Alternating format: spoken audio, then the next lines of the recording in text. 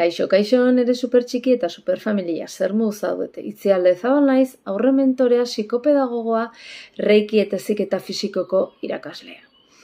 Hemen atorkizue berriz ere, guraso, seme-alaba edo heldu eta txikien arteko komunikazioaz hitz egiteko. Askotan ez ditugu hizkuntza berdinak hitz egiten.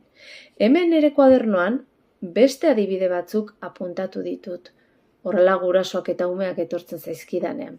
Elkarbanatuko dizkizut, oso interesgarria baitira, pixkanaka ezagutzen joateko. Begira, hemen apuntatua dut. Zesaten dit amak. Egunero, azerretu egiten gea, jantzi dadin. Ez digu kasorik egiten.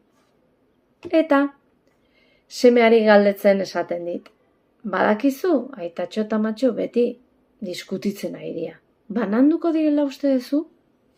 Berak, beste kezka batzu ditu buruan ere baita ez da gai espresatzeko. Azken adibidea jarriko izut. Esate aita batek. Bera ez da gai klasean konzentratzeko. Denbora guztian despistatua dabil. Eta galdetzen diot txomini.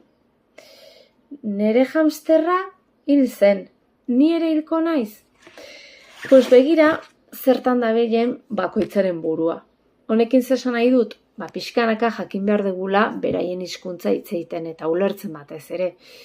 Ez galdu, ustaien 15 eta 29 ditudan doako tailerrak. Hortxe jakingo dugu, pixkanaka ontaz gehiago. Eta era berean, sinisme mugatu horiek, buruko sinisme mugatu horiek ateratzen eta emozioen kudeaketan.